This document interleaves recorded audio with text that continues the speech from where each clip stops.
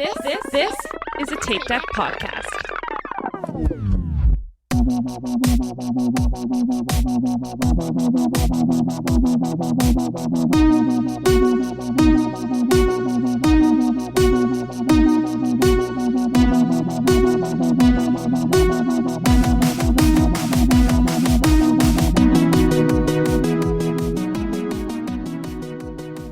Hello, and welcome back to We'll Run For. This is your host, Tom, and with me, as always, are Erin. Hello.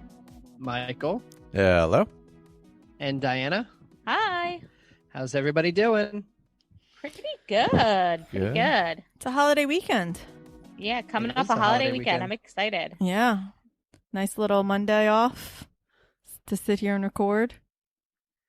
We just chatted with our friend Laura on an Inside the Runner studio, and she's in the Netherlands, and I kept fighting the urge to ask her what she did for the 4th of July.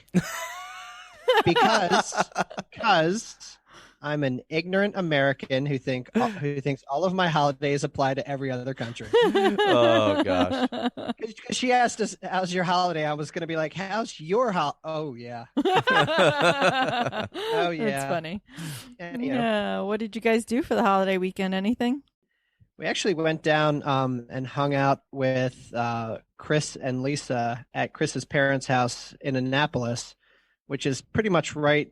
It's very close to the water, and we took out some kayaks. Oh, nice.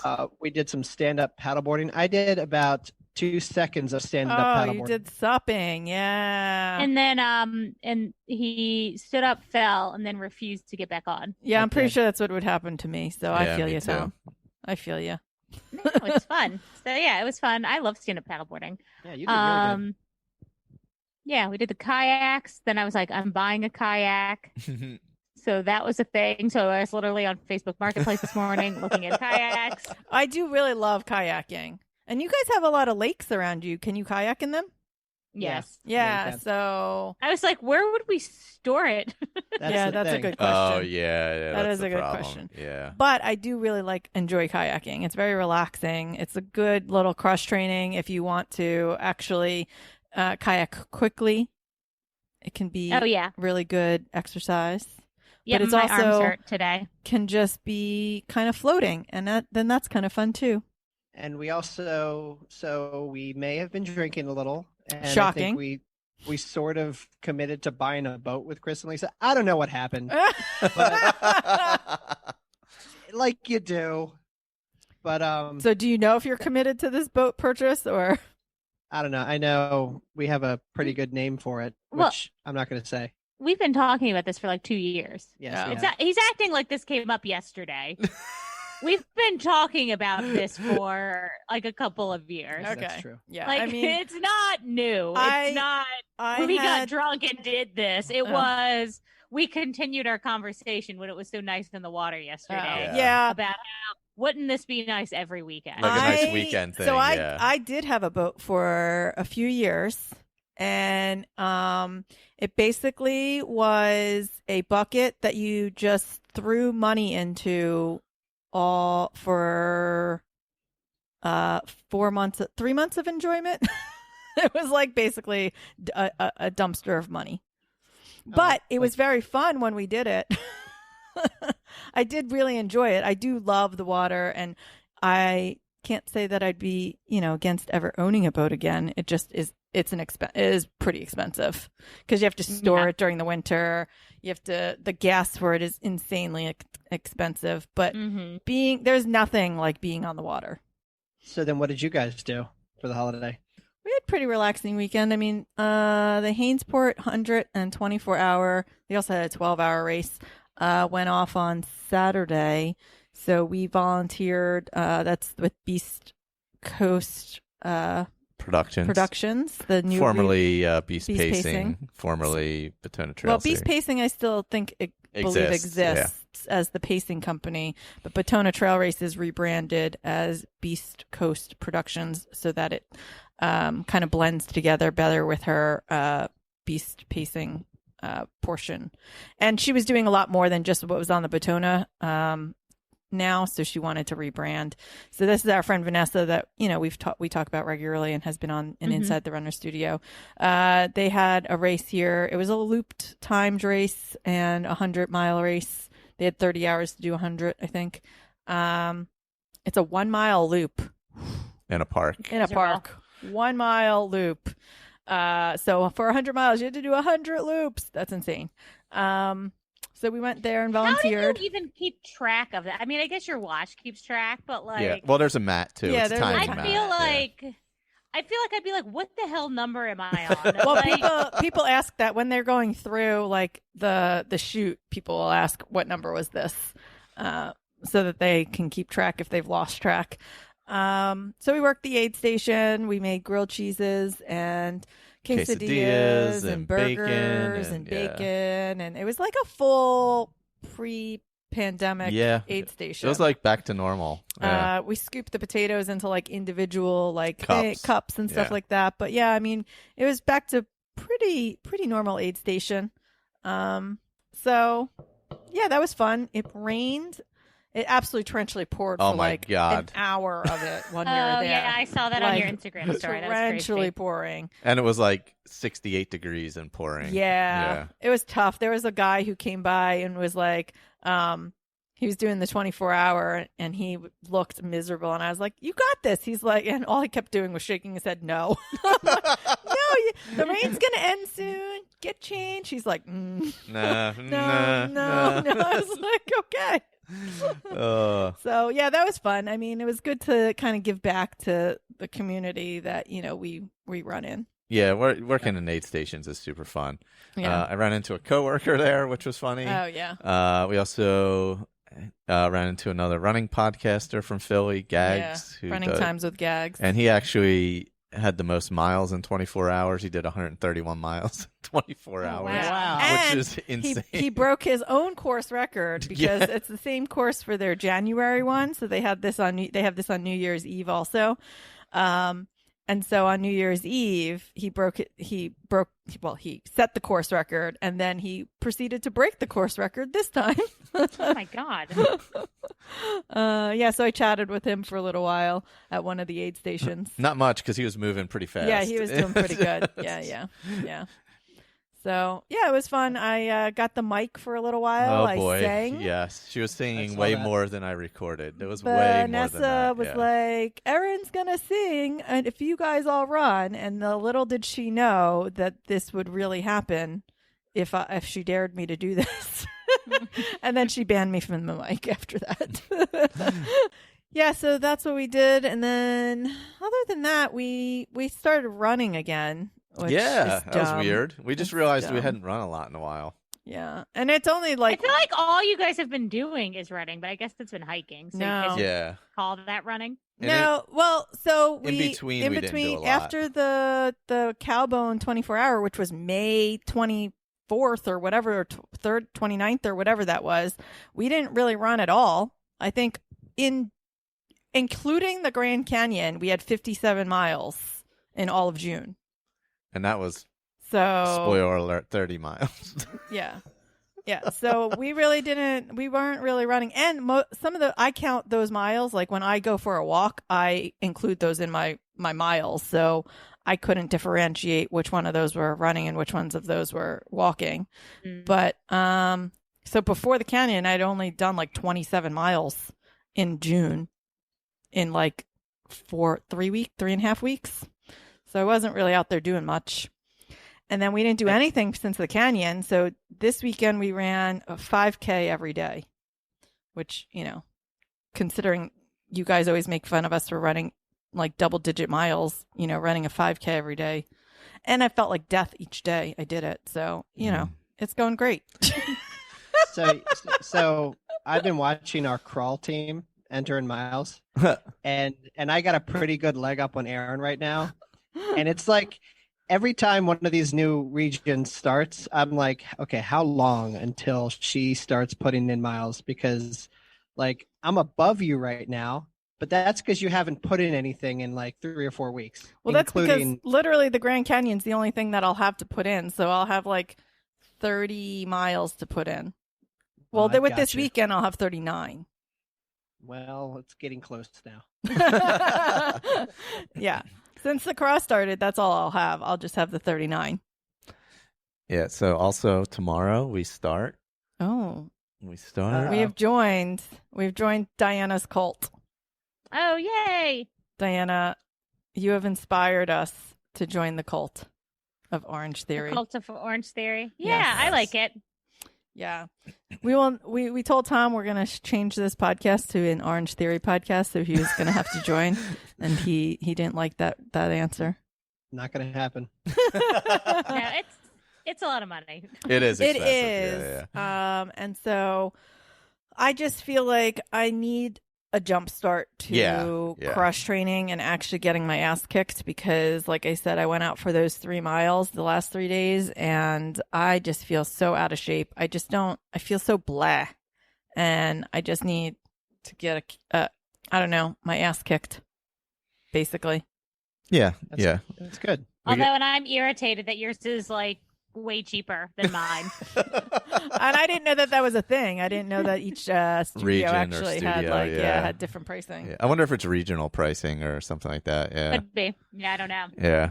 Yeah. I was insanely irritated. Yeah. So it's mostly for our next training block, which will be July, August, to head into 2 races in the fall. Yeah, we have the 12-hour labor pains, and then we have Rockin' the Knob. The hardest race we ever did. Yeah. Yeah. And then we have hopefully the Patona Trail race at the beginning of November. Yeah. And to be fair, I said if I had been doing Orange Theory, I think the Grand Canyon could have gone better. Spoilers. Spoiler alert. We'll talk about that later. Sorry.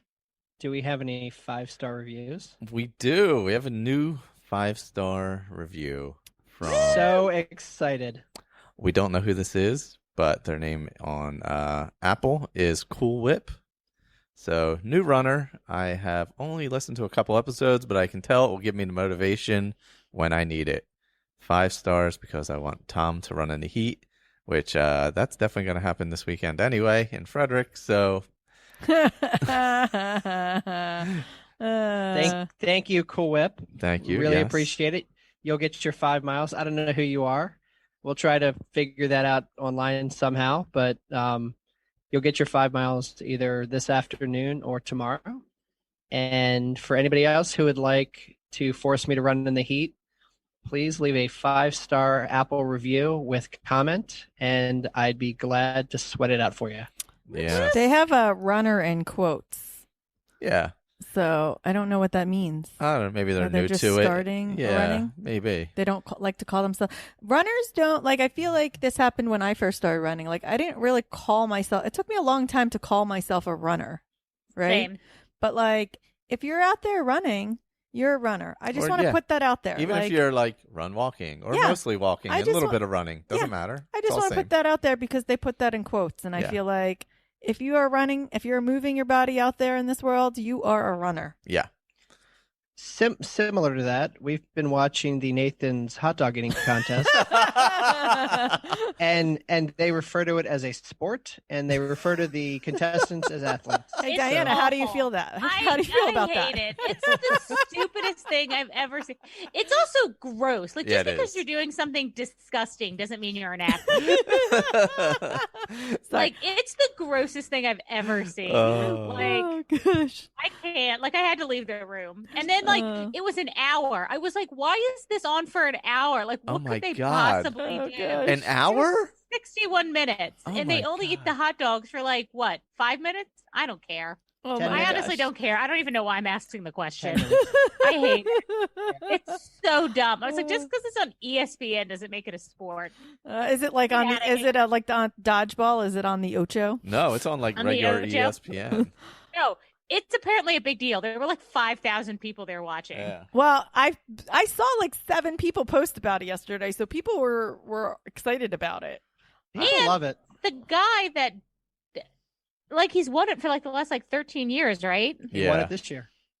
Wow. Why? Like, why is he so much better than everyone else? I don't Oh my know. gosh. I don't know. Yeah, he's Like- been winning I it don't- for a long time. I don't want to take it off on a tangent, but he just set the world record at 76 hot dogs Ew. Oh, that's so in, gross. in 10 minutes. Oh my god. He All right. his net worth is $2 million. Oh, boy, bringing it Let's back move to on. running. Let's We're bringing move it back on. What? to wait. We mentioned Frederick, and I forgot that I wanted to ask you this at the up front. Oh yeah. Frederick, we heard rumor from you guys, but I didn't get any specifics that there's a time limit? Speaking No, of running in the heat? Here's what happened. So what we're running for this week. My thing is I'm running to survive Frederick. That's Okay. all. I just want to survive and finish Frederick. And by the way, I didn't notice any of this because I don't read my race emails. Me either. And I don't all of a either. sudden, Tom just started like saying, "Well, this happened," and I was like, "Oh." I didn't So, know. so yeah, we got the virtual handbook, and I look in the virtual handbook, and it's got all the rules and when packet pickup is and all this kind of stuff. And then they say the time requirement for the course is a 14-minute mile, which is not crazy. It's a little tough for Tommy, but it's not crazy. But it starts at 6:30, and then 3.5 hours later, they shut the whole thing down. Like they close the finish line 3.5 hours later, I mean, which is not crazy. I can definitely do it in that time frame, but it's also going to be 93 degrees. I was just going to say that. And it's going to be, it's going to be tough. It'll be tough. And they said, if you don't think you can complete the distance in that time, you should probably get into one of the vans that'll be out on the course, like, sweep yourself, or we will start opening up the roads behind you, like gradually. So you might just now be a pedestrian on a road with cars. Yeah. Mm-hmm. Yeah. So Well, I guess because of the time yeah. of year and them changing it, and they may not have been able to get the same road permits that they had for the first, like the normal time of year and stuff like that. So I guess I don't know. That is tough. I mean, It's gonna be for really this time hot, of year, yeah. that's a It's tough really time hot. limit because to be Yeah. honest, I mean, this morning at the very end, I was running like a 12:30 because I couldn't, like, the heat it just takes everything out of you. So like if you're not used to that or being out there for, 13 miles in that kind of heat is a long time. Yeah, how did you do at the 10-miler? Because the 10-miler was really, really hot and I was okay. And it started a little later. So I'm just worried because I had such a bad time last time running Frederick that I think it's going to get in my head. Mentally, so I'm more yeah. worried about my mental state Yeah. going into it than I am. Although I did the 10-miler June Mm-hmm. something, early June, first weekend of June. And the longest I've run since that is 8 miles. So Yeah, but I didn't really train. you've been doing the Orange Theory 3 days a week though, right? Yeah, Yeah. but I haven't done really a ton of running. There No, were I like a think you'll couple be weekends fine. I even took off and I didn't run at all. Like Yeah, but there's plans that are based on run less, run faster. So, and concentrate solely on cross training. So I think as Yeah. long as you have a base and your muscle memory kicks in, you'll be fine. And you know how to run a half, so it's Yeah. not like, you're Yeah. going in I was blind. actually going to try and run 10 miles this weekend and then decided against it because I thought it would hurt me more than it would help me. Yeah, probably. yeah. So Yeah. we'll see. I don't know. Yeah. Tom always has to run, like, no matter what it is, the distance he wants to run before a race, and you didn't do that this time. I did not. So I think you're I'm a little freaked out. freaked out. If fresh legs are a thing, They are. They are. these legs are fresh. They are. That's one of the biggest lessons we got out of last year, though, in general, was that we weren't giving ourselves enough taper and giving ourselves fresh legs. So fresh legs, they mean something. And you, like I said, you guys have the muscle memory. It's not like it's your first half. Yeah, I guess it's like a month taper. That's fine. It You're was fine. June 5th. It's an Yeah. extra week of taper. You're fine. Yeah, it's a It's month, fine. but you've also been doing, steady workouts Yeah, every you, like, week. swam. Yeah. Yeah, you swam. You're fine. You're fine. If I say it more, will it just be fine? I got to believe it somehow. I've been at least doing 3 to 4 miles a day walking and running. So Oh. like You're fine. It's fine. I'm not completely rusty, but it will be a challenge. I'm just saying. So Yeah, that's what I'm running for this week is just getting through Frederick, and then like what you guys are doing with Orange Theory, like, having enough runway for this block of races in the fall. Yeah. Yeah, basically. Yeah. That's And what we're we actually need. Yeah, and we're starting a half training group with Charm City Run Oh, good. this weekend. This weekend is when it kicks off. We're not really running with them because of the race, but we're joined up, and so then we'll have that consistency, that that training plan to follow. So Carry you through the fall races.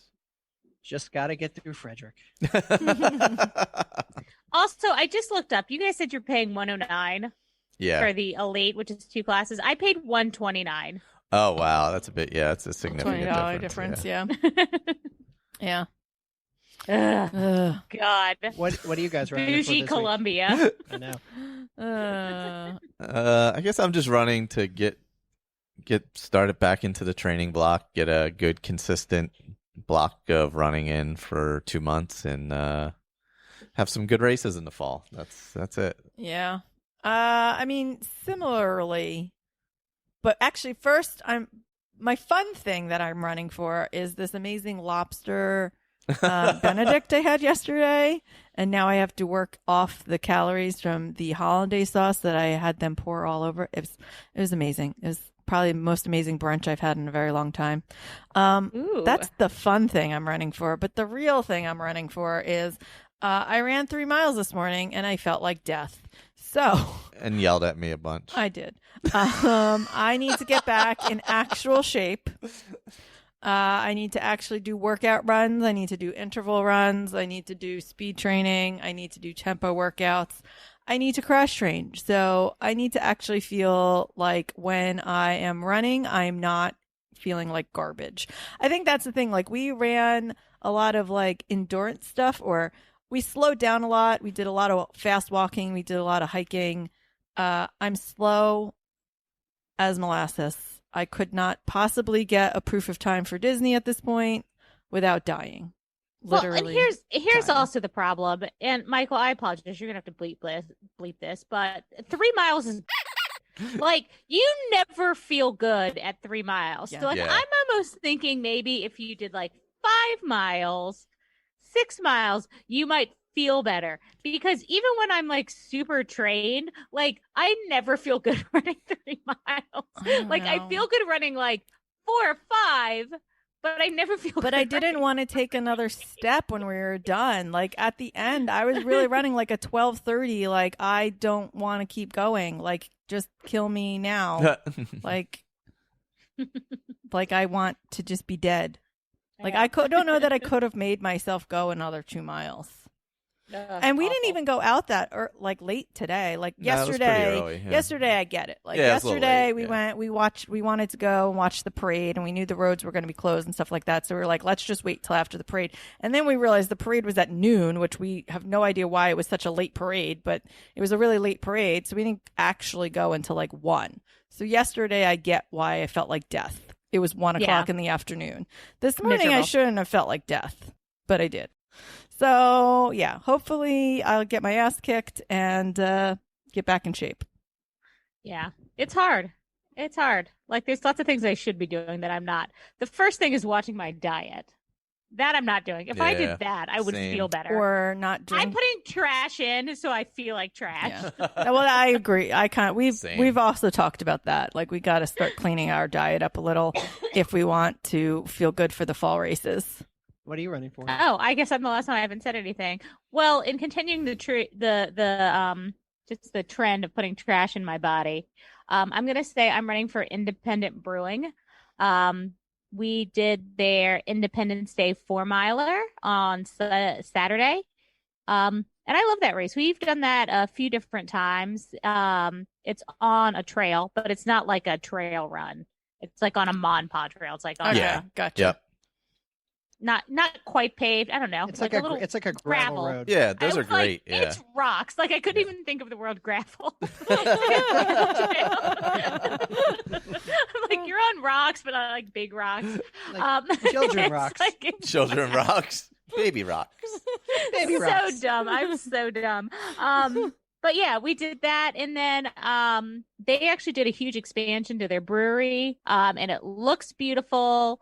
Lots of great outdoor space. They added a second building, and they have really good beer and merch, and I love them. So I'm gonna just talk up independent brewing, out of Bel Air, or as people in Maryland call it, Blair, Maryland. All right, Michael. It's time. Is it It's time. time to talk about goals? Time to talk about goal getters. Hmm. And now, it's time for our Will Run 4 Goal Getters. Congrats on making your goals, you getters. Oh, you runs the shit. All right. For our goal getters, we have Perfectly Imperfect Maria, my nemesis on IG, I believe, is what she is. Her goal was to not die on Cardiac Hill during tomorrow's Peachtree Road Race. If I don't follow up tomorrow afternoon, it's because I didn't make it. Follow up, Oh. I didn't die. Yay! I love that. Which- Also, Peachtree is on our list, so we want to do that That's one on my year. bucket list also. But can I just also say that Perfectly Imperfect Maria's other goal was to listen to every single episode of our podcast she did. in like 2 weeks, and somehow she binged all 50 whatever episodes, including all the Inside the Runner studio. Yeah. And Oh, like, God, I apologize. Diana's face. I almost died when she told me that she'd made it through all 50 whatever episodes. I was Yeah. like, wait, what? Yep. That- Amazing. That's a marathon. Like if you're nervous about signing up for anything where you think you can't make the full distance, she just did that, and hats off to you. Thanks for listening. Yeah, really. We apologize for whatever craziness happened along the way. Yeah. Bros Kathy, she's gonna she wants to fit yoga into her routine. She loves sitting on her porch on summer nights, so she hasn't been going to yoga in the evenings. Needs to make time for it though, because it makes a huge difference in running. May just practice through the Peloton app so you can enjoy summer. It goes by too quick. This is true. I've been also, because I talked to Karate about this, he's done like 100 straight days of Adrian yoga. And I think I want to start doing just like the little 10-minute one in the morning at least, because he said he feels way better doing it. Helps him run a little bit faster. Because needs it. I was going I to say think, karate needs that. Yeah. I think he needs to go a little bit faster. And I do think like the cross training is really helping. So we ran the 4-miler with our friends Nicole and Ryan. And Nicole said she hasn't run since, I think she said like March or April, but she's been doing her Peloton and she was so nervous for the race. And then she's like, oh, I actually feel great. This is fine. Yeah. See, that's awesome. Like, Yeah. she's like, oh, Yeah. this is what, you're supposed to feel like. I feel like the Peloton is really great for it too. Yeah. I mean, we talked about even just going down to, it's not a Peloton, but going down to the gym downstairs and grabbing some bike miles too. All right. Beach Runner 78, Megan, 15-minute PR and 9th in her age group at the Jacksonville Sprint Triathlon. Nice. Yay, Megan! Next- She killed it. Yeah. Yeah. Next goal is to not die in the ocean at Hammerhead Ocean Marathon next weekend. No, she's going to get eaten by a shark. R.I.P. We'll celebrate the wedding without Oh you. my A great gosh. white. Yeah. Yeah, she that's like what? What's 1K? What's 1K and 2K? What do you mean? What is it? Like what Of in a- distance of in a miles? In miles. In Oh, miles. miles? In miles. Point 43. Like 6.6 something. Okay, I have no idea. I think those were the distances of the races, and so it was far. It felt like she was gonna swim really far in an ocean. That's swimming any distance in the ocean is far. I feel like in the ocean sounds way more terrifying than It does. even in a lake. Actually, I agree with that completely. Here's the thing: don't name the race after A shark. a shark. I feel like this is how horror movies start. Hammerheads don't attack people, though. I don't think. Are you I feel like familiar they eat with people. sharks? No, What do but you I mean, don't. sharks? I don't think hammerheads do. I think they're one of the ones that don't. But I could be wrong. Don't quote me on Oh that. God! Don't quote me on that. You're, So Megan, if you It's see a not one of the- hammerhead in the water, just be like, "Hey, friend." Just you're pet like it. one of those people that are like, sharks aren't out there to hurt anybody. You're in their space. Like, Oh, my gosh. My gosh. Guys, also, you don't come here for lessons, in case you were wondering. Look, We had this is not marine biology podcast. We all right? obviously don't have accurate information. I was told that I inaccurately talked about swimming distances. I have no idea what I said. Don't listen to me. I have no. I don't know. I have no idea. I was like, I was at information. the race Tom was at, and I don't know how far he swam.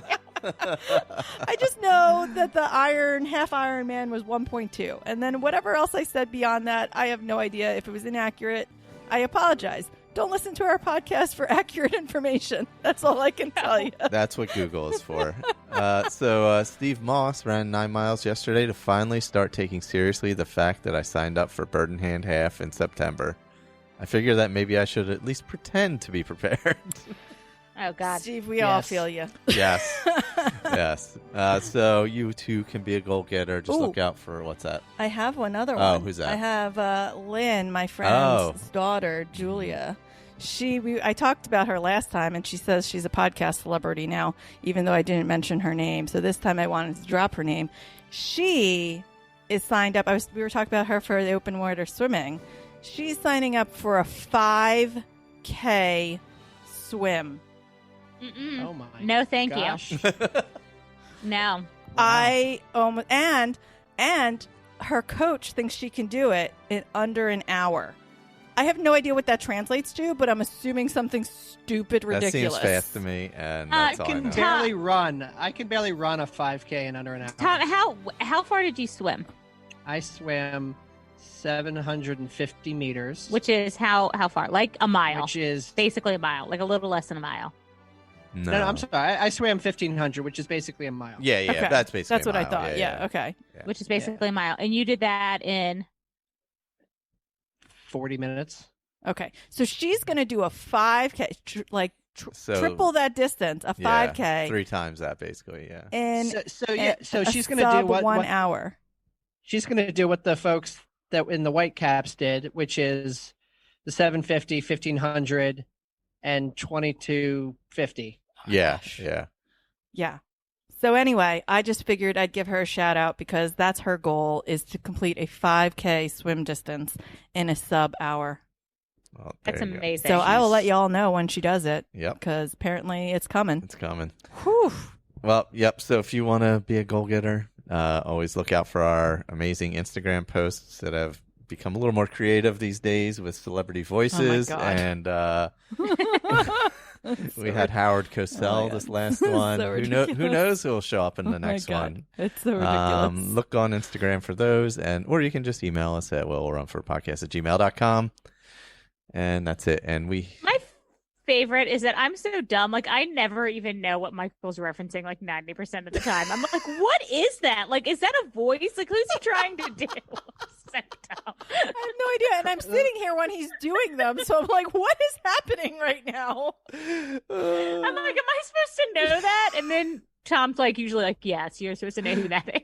Quick correction corner. yes, That's a 5,000 meter swim, which is 3.1 miles. that's crazy. That's far. That's so far. There were kids, and I say kids because there were like 18-year-old kids doing this when Tom was doing his swim that did his distance in like 18 minutes. Oh my God. Oh my God. So She's going into, I'm not even sure if she's in high school yet. She might be going into 8th grade. I'd have to look. Kids grow up so fast that like 1 second I feel like they're like this big, and then all of a sudden they're like graduating high school, and I'm very confused. So I forget how old she is at this point, but she's definitely, if anything, just going into high school. That's like the oldest she could possibly be. So she's like 14, 15. Well, from 3-4 kind of runners, we fully support you, and you're going to do awesome. yeah, she's gonna kill it. All right. Moving on. She'll do better than us than we did in the Grand Canyon. That's what you just ruined Tom's segue. I can't Ouch. believe it. Jesus. You just Moving stepped all on. over his segue. Stepped all over the segue. I hear you guys had a grand adventure. Oh my God. All right, I'm a jerk. I don't know what you want me to say. we have not told the you're story fine. yet, right? I'm a jerk. We haven't told the story yet. No. And do you know how many people have asked me what the hell happened in the Grand Canyon? And I have maybe alluded to what's happened a couple times, and I've only directly told 3 or 4 people what happened. Yeah. So we flew to Phoenix, drove up to the Grand Canyon. Also, explain to me, I don't know if you've done this on a previous podcast, and I just forgot, but I don't know, how do you know where to go? What happened? Oh, there's only 2 trails that to cross. go. Yeah, to go the rim to rim. There's only you can't say there's only 2 because you could go the Walmsley way, which is anyway. There's not a lot of options. Yeah. When you're in the Grand Canyon Village, there's really only 2 main options to get down into, and they're both on they're 5 miles apart from each other, a little bit more than 5 miles. And they apart. meet up at the bottom. And they meet up kind of at the bottom to cross the Colorado River. That's not necessarily true because they take 2 different bridges, but either way, they meet up around the same area, and then once you cross the Colorado, they kind of come together to go up to North Kaibab. And so you really only have one option. Once you get to Phantom Ranch, you only have one option to go. And there wasn't really any confusion. You couldn't. Yeah, there was nowhere else to go. There was no place else to go. You really had one option. Oh, okay. Gotcha. You're literally. It's trail, stream, canyon walls. That's it. Okay. I was like, what do you do? I don't even know. Yeah. All right, let's start at the start. You guys got to the airport. How was security? It was fantastic. I'm kidding. We had TSA pre-check. Oh, gosh. That's nice. We ate a dogfish head. Right? No, Flying dog. Flying dog. Yeah. No, but All so right. we got to Arizona. We drove up, stopped in Sedona, which was nice, but there's a lot of fires going on. So, yeah, Arizona's basically on fire right now. Yep. Or was. The whole then, state's on fire. So I'm still pretty sure it's on fire. Probably. Yeah. And so we went to Sedona. We were taking the scenic route, but literally the day before we left, the parks all shut down. So The forests all shut down. The national forests around the Grand Canyon all closed. Coconino Forest closed. What was the other one? The Kaibab Forest closed. So all the national forests were closed, which meant that all the state parks also decided to close. So there wasn't really a whole lot of places to stop. So our original plan was to drive the scenic route through Sedona and then see the Red Rocks and then maybe drive up the scenic road and stop at some of the overlooks and stuff like that. And you couldn't do any of that. Everything was closed. So that was kind of a bummer. And the Red Rocks were so smoky. They were just so hazy. You couldn't even tell that they were red. Oh, wow. Yeah. It was pretty bad. So we ended up straight up at the Grand Canyon. Yep. Yeah, we stayed at the Bright Angel Lodge, which is right at the South Rim and right by the trailhead, actually. It was really nice. It was where we were planning. Bright Angel Trail is right there. So we were going to fit. That's where we're coming up off the trail. To finish, when we finished, we were literally going to be right at the lodge. So yeah. So in the morning, we got there. Then we planned to get up around 2:30 and head out and start to head to the trail. With the trailhead we were going down, which is South Kaibab, was 5 miles away. 5.5. Yeah, we ran along the rim to get there, so we watched sunrise as we went. Well, over there. so our original plan was to get up at 2:30. We didn't get up at 2:30. That was part of the problem. Is that when we saw the temperatures were no longer at the record temperatures, Michael's like, we could start a little later. So we started. We didn't actually end up starting until 4:15. Yeah, our original plan. Yes. Our original plan was to start at 3:30. So we started 45 minutes, I think, after we originally planned. I don't think it made that much difference. I don't think it made that much difference either. But so at that time of day, what was the temperature? Up on the rim, it's cool. Yeah, Flagstaff's, they don't even have air conditioning in their hotels because This wasn't Flagstaff. This was at the Grand Canyon. I'm sorry, Grand Canyon, Flagstaff and Grand Canyon Village. Sorry, I meant Grand Canyon Village. They didn't have air conditioning in the cabins because it drops to the 40s. So when we left, 49. When we left, it was about 50 degrees. Yeah. It was really nice. Yeah, it was comfortable. It was beautiful. Yeah. Except also we were at 7,200 feet of elevation. That is also another point of discussion, that we are not used to elevation. And the first 5 miles, even when we were walking, my heart rate was at like 135, 140 because Wow. I just like couldn't breathe properly. Even with all the stuff you guys do in the mountains, it's different. Yeah, but we're never that high. I mean, the highest we get around here is what, maybe 2,000? 2,000, if that. Yeah. Yeah. Okay. I mean, it's Yeah. just such a Gotcha. huge elevation difference that Gotcha. the altitude we don't do any altitude training. Like Yeah, there's that's not really a way to yeah. simulate that. They say humidity can sort of simulate that, but it hadn't even really been that hot here because we had Off that and on. yeah, off and on. But that what we had like May was really cool, and then the weekend of Memorial Day was cold. Like we haven't had like that hot, humid weather here as much as we normally do. And even if we had, it still I don't isn't think it would've- exactly the yeah. same. Like it's very difficult to simulate altitude.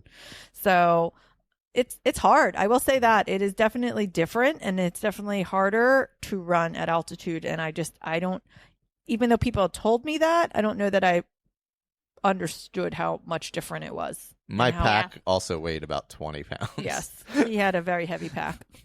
Oh, So I was gotcha. So you carrying did like 20 pounds the whole Yeah, day. I mean we had more than what you normally do. yeah, we had way lights. more, yeah. Gotcha. Yeah, we had lights. We had all the food to get us through, like going both directions. We And had just water. 3 liters of Yeah. water each the whole time. So I mean, both of our packs were. We had the throw to put over us when it got like a cooling jacket, so that when it was hot, you could dip it in water and it would keep your skin wet. It had UV protection. And had the UV protection in it. Nice. So we had we had more stuff than we would normally have. And even though we said we were going to practice with that, we didn't practice with enough weight for sure. Okay. Gotcha. Definitely did not This is practice just with like- enough weight. I have like the weirdest questions because like this is so foreign to me. Mm-hmm. Like it's just so different than anything I've ever done. Which I think is why we wanted to record it without like talking too much about what had actually happened. Because we're like, Diana reaction should be fun. If we will be more I fun. just don't understand. Like I just It'll be way more fun this So one. it started off good. We watched the sunrise, all that stuff. Then we got to the trailhead, and you literally, once you get to the trailhead, you are going down. Period. It Yeah. is just like straight up. You're dropping 4,000 feet in like 3 miles or 4 miles, something Yeah. like that. Just boom, switchback after switchback, just hammering it down, and it's super steep. It is. And it was more technical than I was expecting. Yeah. We had heard that there were really clean trails, and they were really clean Yeah, they were trails, clean. but you still had to step over a lot of stuff, and it was still There's like a lot of rocks and wood yeah, to Gotcha. prevent erosion, yeah. So like for rain. there and was gotcha. these stuff. little Yeah. like logs that would stick up maybe like 5-6 inches from the ground, so you'd still have to step over those. You couldn't just run straight through without having to like every 20 feet step over something. Yeah. So that was harder than I expected. I will say, guys, if you didn't know, I am deathly afraid of heights. I did not know that. I didn't know that. I hate heights. They are the worst. I hate going over bridges. I hate everything about and we were pre-watching some videos and Michael was laughing like, are you going to be okay? Because some of these videos where the trails are only 2 feet, 3 feet wide. And then it's like it's just a cliff 200, face. 400 feet drop off It's or just you're whatever. on a Yeah. canyon cliff face. He's like, are you going to be okay? I said, I guess we'll find out. It's weird. When we first started running down, like half of my vision was just off the cliffside and the other half was on the trail. Like, so you got this weird. It was Yeah. terrifying. It took me a little bit to adjust, and he was definitely doing better, like moving forward than I was. But a lot of it was because I was trying to hug the wall and not like Oh. the cliff face. And some of that was less clean because it wasn't where the actual trail was. And like when we would come around the switchback, I would hug the inside of the switchback so that I wasn't off the side. I I just like swimming or just like anything else where you got to conquer your fears. I eventually got better and was able to like be more in the middle of the trail without thinking I was going to totally die. But I will say it was definitely a lesson in trying to conquer your fears. And I'm glad I did, because it was still an adventure and beautiful and amazing, and the views. There's no way to there's no way to describe the views on your way down. I mean, I took lots of pictures, but it's amazing. Yeah. So basically, we had the 5 miles from the cabin to the top of the trail, then 7 miles down to Phantom Ranch, which drops 4,500 feet or whatever. And most of that's at the beginning of it. There's a couple water spots on the way down, so we would fill up. We took a ton of pictures, so that took time as well. So we're going down, and we see this dude hanging out by some other stop. It was non-potable water there, but there was like it was a bathroom, like a lean-to, a bathroom, a lean-to, stuff like that. So we're like, huh. So he starts talking to us and telling us not to do it and blah, blah, blah, blah, blah, blah. He was very annoying, though. He was annoying the way he approached it. Yeah. Like, he was like one of those know-it-all type hikers. He's like, I do this every single year, and I blah, blah, blah, and I blah, blah, blah, blah, blah, and you blah, and this is what I tell everyone, and I tell everyone this. And we're like, we really got to get moving. Like, we're trying to, like, get down to the bottom, and, like, you could tell, like, when we came down to the trail, he was just waiting for people. He was about to start walking, and then he saw us, and he stopped, and he waited for us because he wanted to talk to us. And you could tell he was just one of those people. Because he was alone? Yes. Yeah. So he just wanted to stop and talk. But then, like, he's telling us how we have to get down to Phantom Ranch, but then he won't stop talking to us so that we could leave. And our plan all along was to get to Phantom Ranch and then assess where we were. Yeah. So and what is Phantom Ranch? That's basically the bottom, and that's where the other trail that went back up to our cabin comes in. Yeah, that's where you have to make the choice whether you're going to go to the North Rim or you're going to turn and go back. Yeah. Either up give it the other give trail. it to me one more time. How far was it down to Phantom Ranch? 13. Well, from the cabin it was like 13 miles. I was just going to say because we ran part of the 5 rim, miles up top. It's like 13 miles. A little bit more than 13 miles. And to then Phantom from Ranch. Phantom Ranch to our cabin is about 7. Yes. So because it's basically a Y. It's basically a Y. Two trails come together, and then the other trail continues to the North Rim. Yeah. Gotcha. Okay. So we could, at Phantom Ranch, we could have made the decision to call it and just go up to the North Rim.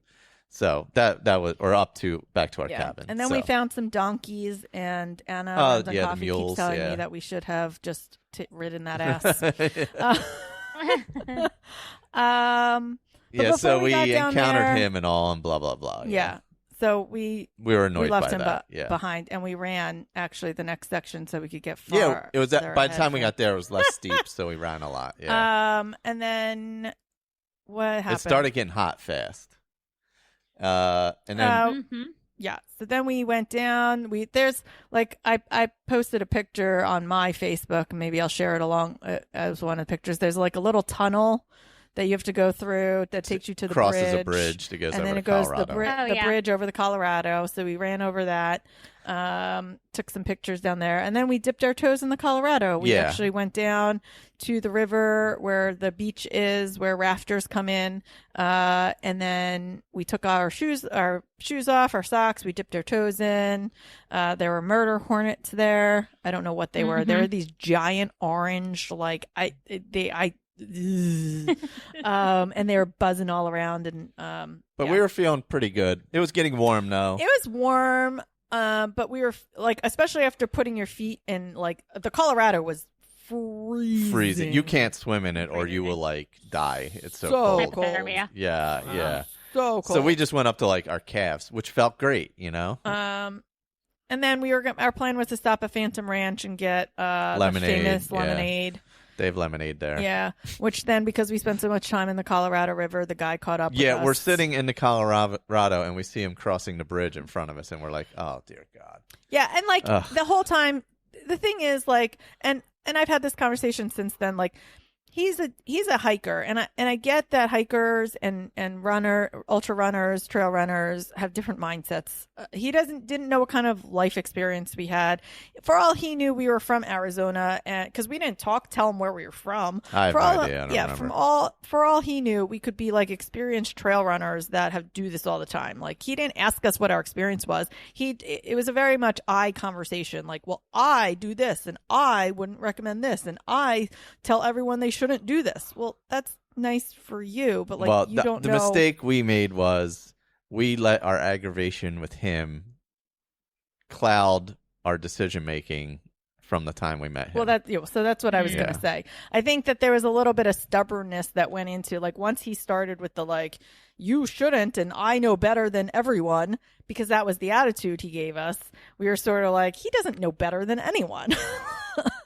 And I do think that in the end clouded a little bit of judgment, because we were like, we felt okay, but I don't think that we understood at that moment in time what canyon heat is compared to like normal heat. So what you're saying is he did know better.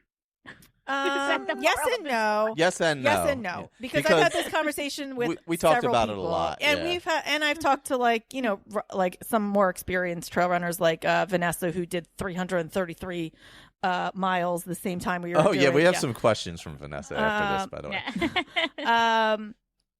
So like some people who like have more experience and stuff like that, like who just so I think that mindset wise at that time, I don't. Looking, hindsight's different than in that moment. In that moment, we were like, we're feeling okay. We can move through this. So we we stop at the river. Phantom Ranch is about the lemonade stand or whatever, canteen or whatever you want to call it. It's about a half mile away. So we get there, and he's there like waiting for us. And all we want to do is just order some lemonade, sit down, think about it, and then move on. Yeah. And then he starts talking. He tries to buy us drinks to sit down and talk to him. And like, I don't want to talk to anybody. Like, I just want to assess where we're at. Michael really doesn't want to talk to anyone on a normal day. No. On a normal day when he's not feeling like that. Yes. An interjection with a fun story that was told on our Instagram stories anyway. We met the fattest squirrel that you will ever meet in your entire life. There was like 4 of them. And I mean, if there's a picture of the squirrel next to my shoe, and he's bigger than my foot, like way bigger than, he's like double the size of my foot. He's so big. Aww. Because all they do, they're these canyon squirrels that just steal food at Phantom Ranch. Like, we're sitting there, we'd gotten a bagel. Stole my jelly. Yeah, we got a bagel, and they give you those little cups of like jelly and peanut butter to put on to butter your. And Michael puts the thing of jelly down, and out of nowhere, this fat old squirrel comes and scampers over, steals it, and runs away. And we're like, what just happened? Yeah. It's adorable, but I'm sure super frustrating when you guys were feeling the way you were feeling. I was like, you just stole my jelly. What just happened? But regardless. It was hilarious. Yeah. So we couldn't sit in the picnic area because he was over there. And we're like, we just want to drink our lemonade and think about what's next. So we finish up and finally get on our way and put on our UV gear because it's starting to get hot at heat of the day. And it's starting to get really hot. So you're heading really into like some tight canyons. There is a nice stream that runs along the trail, but it's hard to get down to because it's not like, some spots it's like 20 feet down, but no real clean way to climb down to it. There's a few areas where you can get down to it, and I would jump down and wet our stuff and we'd put it on. So, but it started getting really, really, really hot. And down there, when it gets hot, like the sun is reflecting off of each wall. The winds are coming through like a convection oven. So there is no like relief at all, like none. When I say a convection oven, I like literally felt like we were just little pieces of chicken in a oven being baked. Yeah. Yeah. So it's delicious. It's hell there. Yeah. Everyone's like, the heat's different. Yeah, it's different because it's like, I don't know. I'd rather deal with humidity than deal with the heat in Arizona because it feels like an oven. Yeah, basically from Phantom Ranch to the North Rim is about 13 miles ish. Yeah, it's 13.7 according to the sign. So that was from our cabin to Phantom Ranch was, I guess, 17 miles. I think our GPSs were off, but that's Well, whatever. Regardless, according to the signs. According to the signs, should have been like 27 miles. So I think it was like 13 plus 13. 13 and 13. It was So, yeah. So we had to make the choice to go ahead 13 miles to the North Rim, then turn around and come back. Or we could have turned there, went up dead through the sun in the hottest part of the day, up Bright Angel to get back to the cabin. So we're like, well, we might as well, let's just go North Rim. We're feeling pretty good. We're fine. We'll take our time. See, but the problem, just to be clear, a guy had died there like the week before, right? Sunday A woman. prior, yeah, like 2 days before. It was a like, woman. Yeah. So we're like, all right. But also, to be fair, it was 20 that degrees was when it was cooler, 120 degrees, and it was more than 25 degrees cooler. Yeah, it was about when 90, we were doing it. upper 90s. It was like 95 when we Yeah. were going to be there versus 120. So there was a massive temperature difference. To be clear, difference, there was a very big temperature difference between those two numbers. If it was 120, we weren't even going to go. Yeah, I mean, down, honestly, we weren't. Yeah, if the record temperatures were still there, we were reevaluating, and we weren't even. We may not have even done any of it. We didn't know up until the week before what we were even going to do.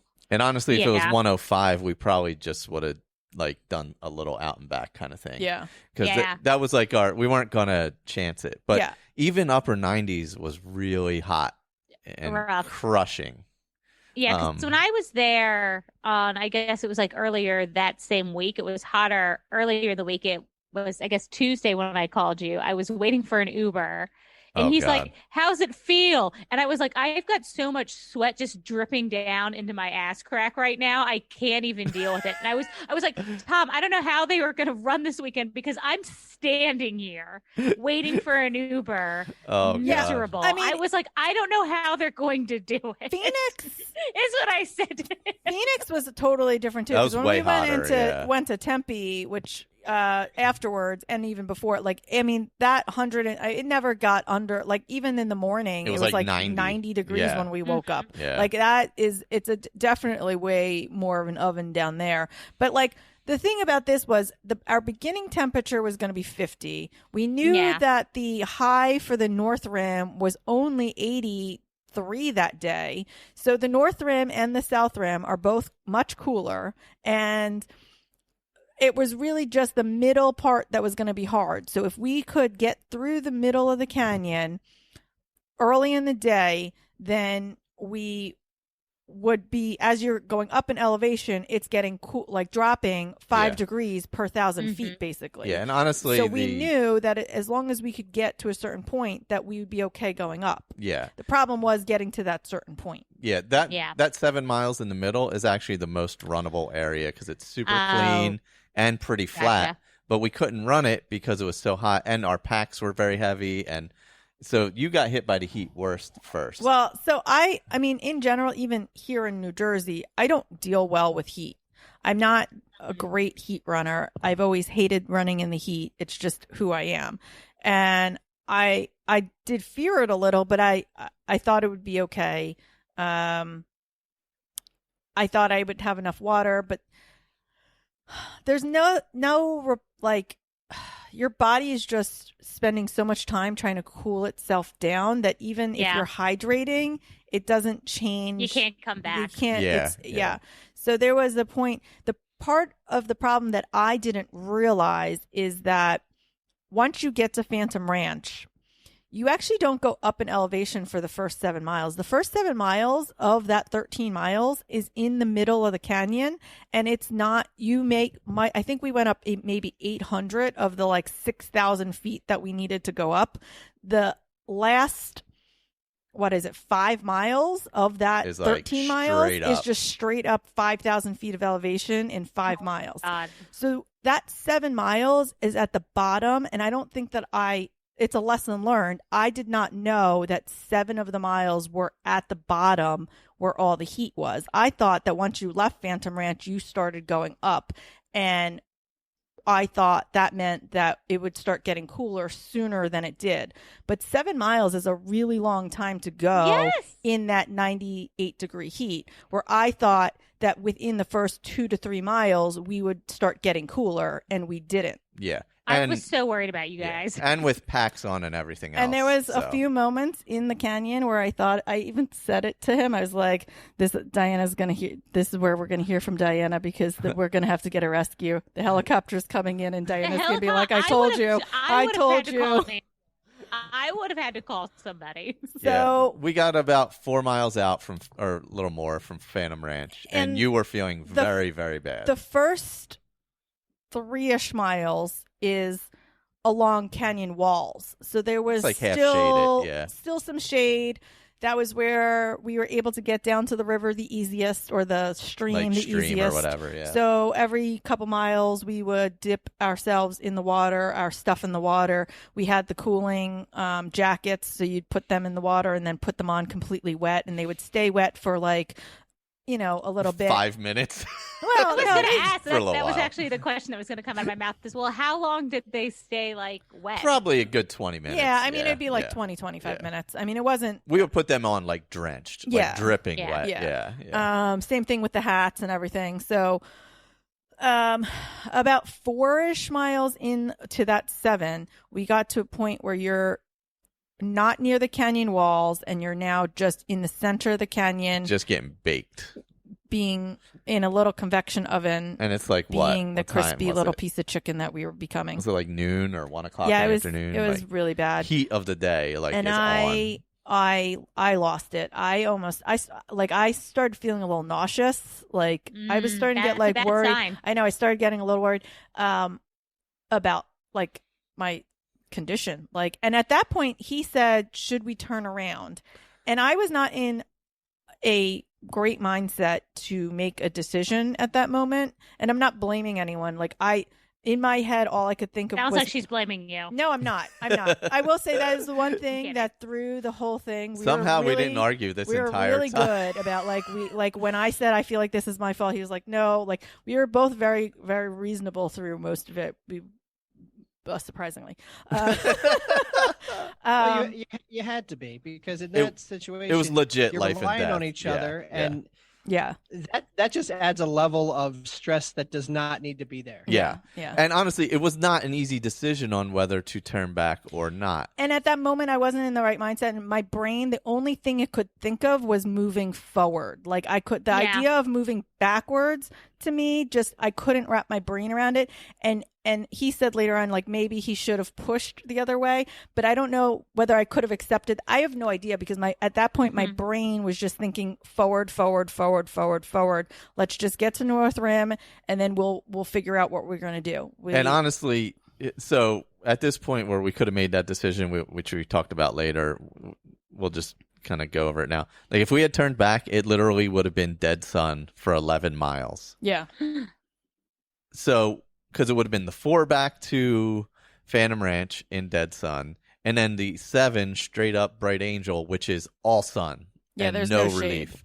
So that was a part of the decision too. And we could have taken our time. We could have stayed at Phantom Ranch for a longer time. Yeah. But again, your brain evening, isn't quite in the mindset of trying to figure all this out, especially at that moment where I was feeling like I was dehydrated. And maybe not even dehydrated. I just couldn't cool myself. There was nothing, even as I was drinking, it wasn't doing anything anymore.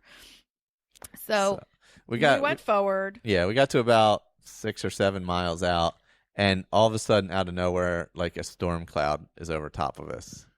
And it's and it so the sun went away for a little while. For 20 minutes or so. It was really it was really the puddle that saved my life. I know, but I mean, the cloud was there for about 20 minutes. It allowed us to keep going forward.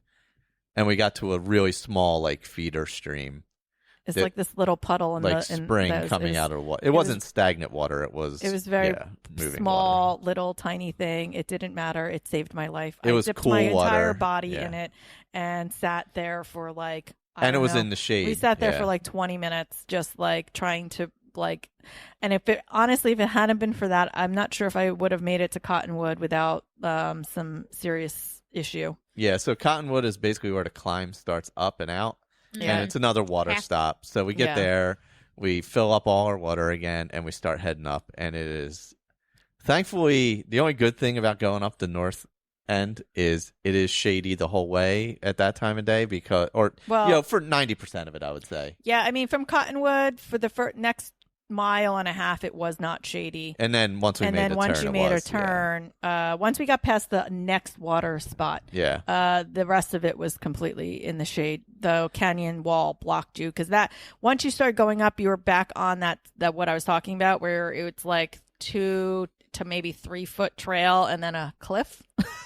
And now my fear of heights is back, where I'm like, I am tired, I'm dying, and now I'm next to this cliff wall. And we're also a little wobbly. We're wobbly, and I'm like, I'm totally going off the side of this cliff wall, but I can't think about this. I just need to keep looking forward and like at my feet and not at the cliff wall. Oh my God. It's so stressful. But stressful. We're like, all right, let's get, and we're like, I don't know, maybe we can grab a shuttle at the North Rim. Yeah, I think I said, that's my fault. I said, well, because I had read, I'm like, there's shuttles at the North Rim. We'll figure out something about with the shuttle. I'm like, regardless, we'll figure it out. At least we'll be at the North Rim, there's services, and we'll be safe. That's all that mattered. Yeah. So we're going up and up and up and up and up and up and up and up. And then like the last mile and a half. I think it was longer than a mile and a half. Or 2 miles is soft sand. Like sugar sand. Yeah, plus climbing. Like you're literally going up 2,000 feet of elevation because you're going up through basically sand. 1,000 feet a mile. Like walking the beach uphill. And you're on sugar sand. I wanted to. That's where I started to break. Effing murder everyone who ever existed creating this trail. I'm like, what the F is happening? Why is this sugar sand? Yeah, I started kind of breaking there, but I think it was also the elevation that was getting me because we were starting to get up to around 5,000-6,000 feet. Yeah. And I was having trouble breathing. The heat was its own challenge. The elevation was its own challenge. The altitude was its own challenge. The sugar sand was its own challenge. All these things, but then you combine them all together, and it was just like effing hell on earth. Yeah. So finally, we didn't think we were ever getting out of the canyon. It took us that point. forever. Honestly, at that point, there was like a point at like when we still had like 4 miles to go, where we were like, we are literally never getting to the top of this canyon. We're gonna die in and here. And then, at like when there was 2 miles and we hit the sand, we were at that point stopping every like quarter mile to stop and like take a breather. Like we are literally grinding. And at that point, I was like, if we can get to the top by like 4:30, we'll be okay because we'll be able to. We'll have plenty of time.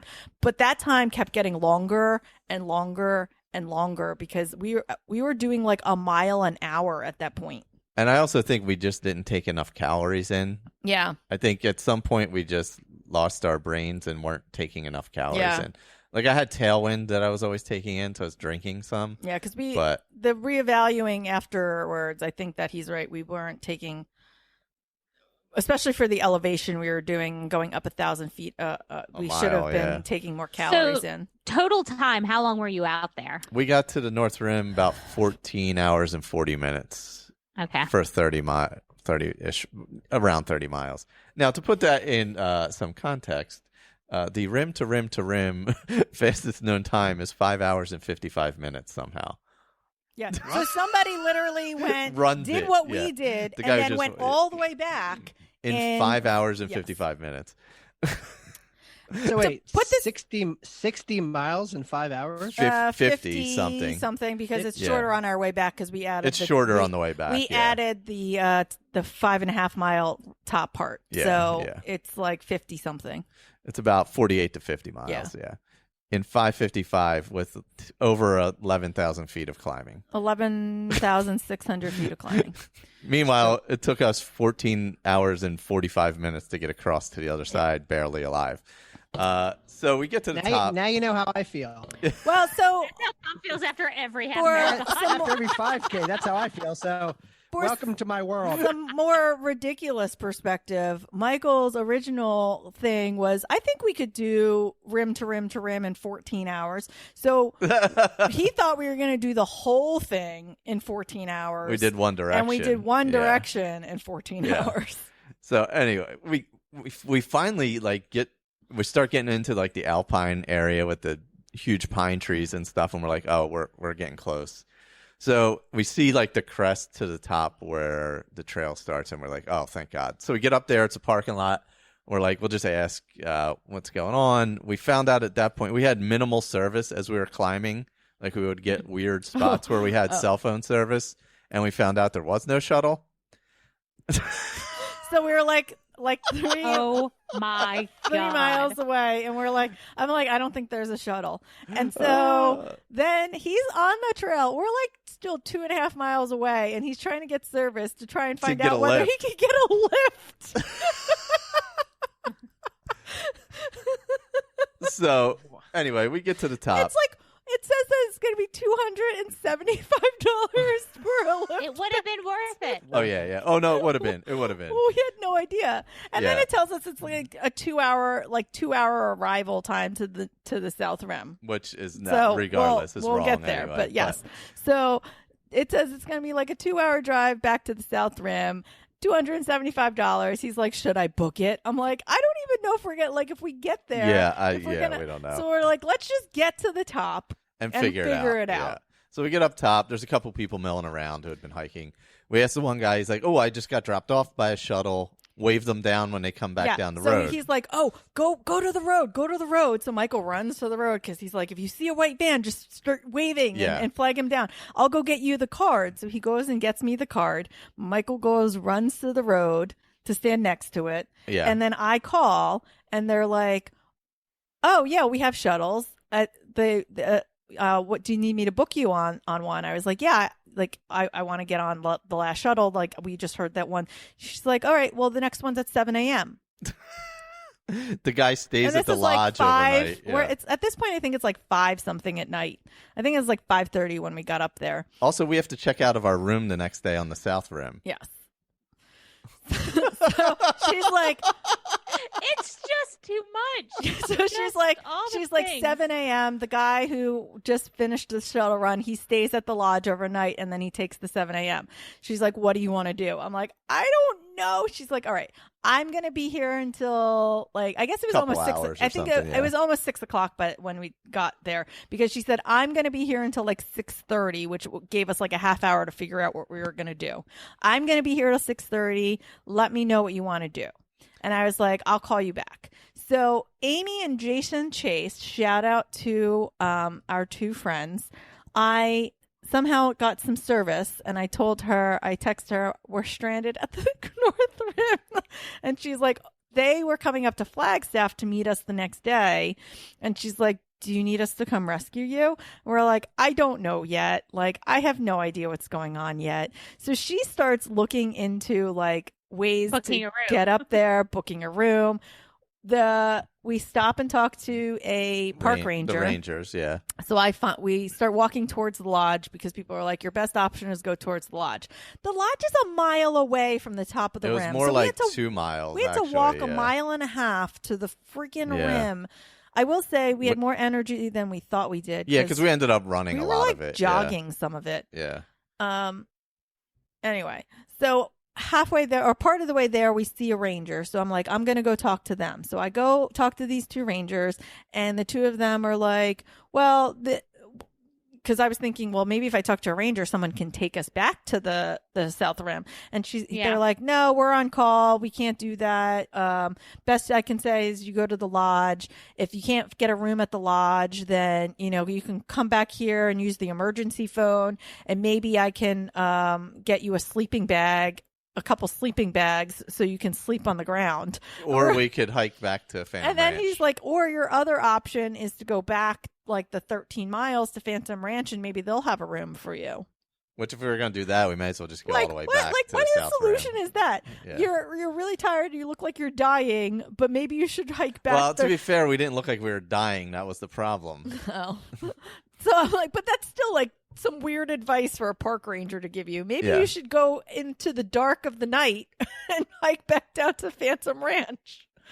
Basically, sack it up. So so that was the wonderful help we got from the park ranger. And then so we continued on towards the lodge, and there was someone pulling out of a campsite, and he's like, do you want to ask him if he's going back towards the South Rim? So I was like, all right. So I asked this guy, he's like, no. And he turns towards the lodge. We're like, damn it. So we keep walking. Because at this point, we figured we'd hitchhike if we had to. Like if someone's going back towards the South Rim. So we get up towards the lodge. We get a little bit better service. We're by the parking lot. I end up calling Amy and talking to her. She's like been trying to figure out like what to do. She booked us a room at the last held a room. The last room at the lodge. So when she called, there was only one room left available at the lodge. So she put it on hold for us. And then in the meantime, we saw another car like that was backing in to a parking spot. Yeah. And so we were like, maybe there were some other people milling around. So I walked up to them like, is anyone happen to be going back to the South Rim tonight? And everyone's like, no. There was this guy, Ben, and his girlfriend, Lacey. And we were talking to them for a little bit. We're like, yeah, we're stranded up here. We don't know what to do. The two of them go off and talk for a little bit. And then they come back and they're like, well, we don't know where like South Rim is comparatively, but we're going to Flagstaff. If you want to figure out like can you tell us how far South Rim is? Yeah. We can maybe figure out like whether or not we can work that in. By now it is like 6:30. Yeah. Yeah. So I go and there's one spot that you can get service, not up by the parking lot where they are. So I go down to where I can get service. I look it up. It turns out that it is 4-hour drive from where we are to the South Rim. I knew it was far because I've driven it before. Look at Diana's face. But I forgot how far. Like, what? It's 203 miles around. I wish I could capture Diana's face right now. But like, it makes sense because the Grand Canyon is big. Like when you guys were saying you were hiking the Grand Canyon, I was like, that's obviously going to be days because of how big it is. So I would just assume it would be a 4-hour drive from one side to the other. I thought it was like a 2-hour drive. I felt like an idiot because I thought that. This is legit what I thought. I thought it was like a 2-hour drive. I don't understand how you could do it. I thought it was like a 2-hour drive. Well, I mean, distance-wise, when you think about it, like from one side to the North Rim to the South Rim is only 50 whatever. But you can't just drive across the canyon. Don't you have to drive around? Yes, like, that's the problem. Bridge, is there? No. That would be the problem. This is this is why we didn't want to tell you any of this before this episode. Like, we wanted this raw reaction. But like, that's what I assume, and I swear to God, I felt like a dumbass because I was like, how could they possibly get back? They have to go all the way around the canyon. Yeah. So Michael, so let's just talk about how also in the middle of the canyon, like when we were like at the point when we were like, let's just get to the north side. Michael's like, well, maybe we could just walk back using the roads. It'd maybe be like 30 miles. How is that an option? It wasn't. Because it was 203 miles. It doesn't even make sense. Like, oh god. So I call Amy and Oh god. I call Amy and Jason. This is when I say it to them, I'm like, it's 4 hours. But Flagstaff is also 4 hours. Yeah, it wasn't. It was an extra. So they're going to Flagstaff. Flagstaff was going to be 4 hours. Yeah. If they drove us to the South Rim, it would be 4 hours, and then they'd have to drive an hour and a half. Flagstaff, or now, hour and a half. Yeah. I called Amy. I'm like, Amy, what do you want to do? Like, if we can go to Flagstaff, get a hotel, but then obviously all of our stuff is in the room at Bright Angel, so they'd have to drive us back up to the Grand Canyon the next day. So it'd be like 3 hours of their time going back and forth. Yeah. So I'm like, what do you want? Like, what are our options? And so at no point did you think, what is the contingency plan if we don't make it? No. I have a contingency plan when I go out of this house and I run 3 miles. No, we did have a contingency what am I going to do if I get out there a mile and I fall and I can't get up? Like, I have like a plan for that. This is just crazy to me. We had a plan about our plan got thwarted by the guy talking to us, where we probably would have turned around at some point and headed the other direction instead of going to the North Rim. spite. Yeah, so spite got us. But also, the other thing that got us was getting to the North Rim. We're like, oh, it's a shorter distance. So we got there. But little did we know how many there is like no services. There's no services. We did. You know what? Think at the North Rim. At the North in Rim. the Grand Canyon, there's not cell phone service. Well, no, we're not talking about that. We're talking about food, lodging, like at the South Rim. It's there's like a town. It's a whole Yeah, town yeah. basically. But at North Rim, there's nothing, and we didn't. That's I guess my own fault. Like I didn't realize that the North Rim and the South Rim were so different from each other. I wouldn't have known that. Yeah, they're very, very I different. had no idea that the touristiness of the South Rim is nothing compared, is crazy compared to that of the North Rim. It's like is it just prettier? Is that why? Actually, the North Rim is prettier because it's got the giant pines and stuff. Yeah, but it's only open part of the year because they get so much snow. Yeah. So I guess I just didn't realize that. In my head, I thought that they were comparable in the amount of amenities and services that you could get there. But I was inaccurate in that assumption. And for anyone listening to this who wants to go to the Grand Canyon, amenities at the North Rim are not there. So we made friends with Ben and Lacey. Thankfully. Hi, Ben and Lacey. They were, let me tell you, there are not two nicer people in the world because they drove us 4 hours back. And at that point, I said to them, it would add more time to your trip. We didn't I said, if you want to take us to Flagstaff, we will go to Flagstaff and figure out the rest of it. And he was like, no. They're calculating time. They're like, we get there at 1:30. It's fine. We'll be fine. And I'm like, are you sure? You can, because if you do not want to take us to the South Rim, we will go to Flagstaff. And he was like, because we have friends there, we can figure it out. He's like, no, it's fine. We're just going to take you back to South Rim. It doesn't add that much more time. It's an hour and a half. It's not that big a deal. Okay. Who are Ben and Lacey? They are just the random strangers we found on the side of the road that we are now calling our road angels. Erin. Ben is listening right now. I watch a lot of true crime. That's how a lot of it starts. Yes, we know. Not to take anything away from the guardian angels, Ben and Lacey, that saved you in your time of need, but man, y'all, this might be a 50% less podcast. And Michael, we kind of need you for the production. Oh God, yeah. So I mean, we probably would have just stayed at the room. Yeah. And then taking the shuttle in the morning, if not. Yeah.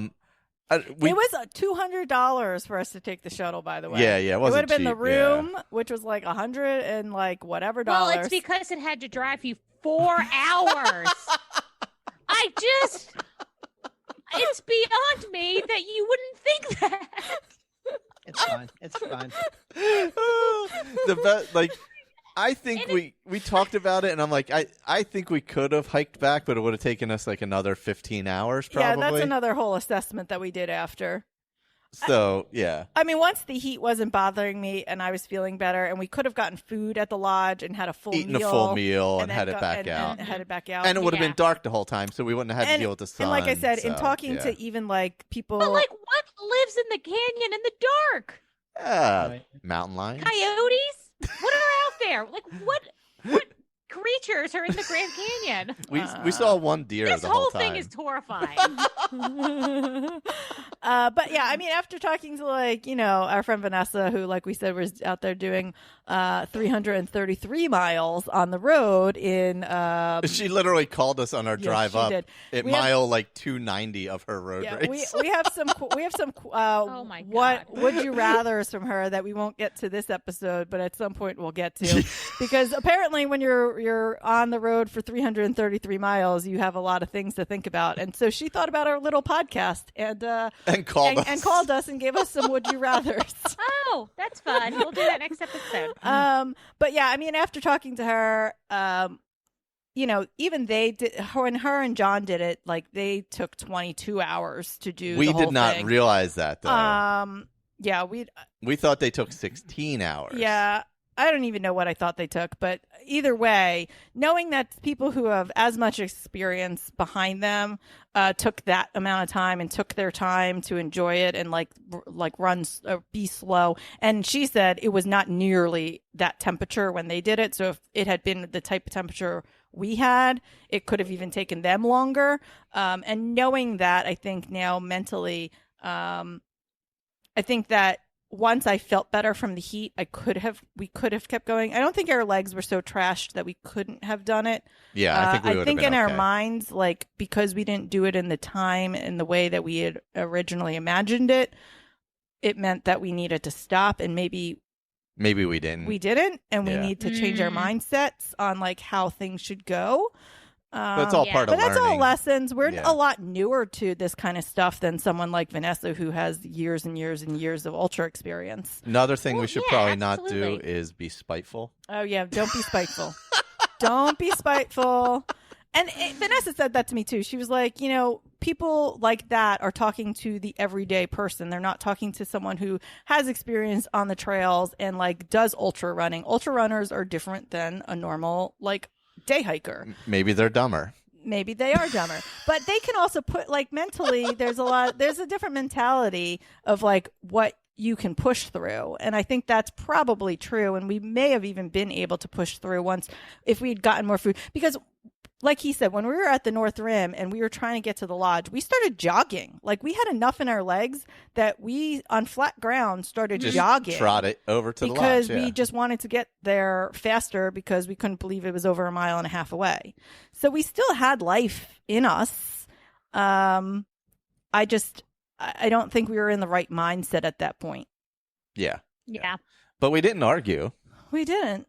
amazingly. That's good. We didn't kill each other. Nobody and- got thrown off a cliff. Yeah. Yeah. We did climb out of the canyon.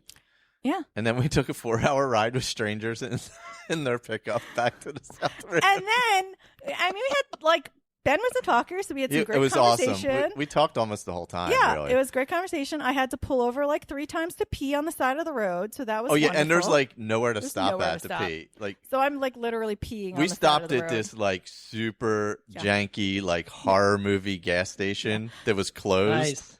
and she went and peed in the woods behind it. Yeah. I mean, like, what you gonna do? Everything about this, guys, is just. And then, you know, I had $40 in cash in me, so I was like, I'm totally giving this to these 2 people so Who that they can saved us. save Yeah. their lives and they can go buy themselves some beer and pizza or something in Flagstaff. And as we're handing it to him, he's like, no, you know, Oh, I'm how like- can you do a good, like, this can't be like that random good deed if you pay me. And I'm like, yes, it can. It's still a good deed. You guys are still the best ever. So I eventually I left the $40 in the cup holder. He tried to give it back to me, and then I'm like, no, buy some beer and pizza. And he's like, I can't even drink beer. He wasn't even 21 years old. So meanwhile, the adults got rescued by the younger people. I mean, we knew that they were in college. We just didn't realize that they were as young as they were. You're Yeah. basically boomers They- at this point, guys. yes. Like the way you reacted and behaved. Come on. You know better. We are no better. We are no Oh better. my god. Oh my god, it was amazing. Yeah, so yeah, it turns out that young Ben and young Lacey saved our boomer lives. I don't know. Yeah, so we got back around 11 o'clock, Yeah. and we crashed pretty hard after getting showers. And Yeah.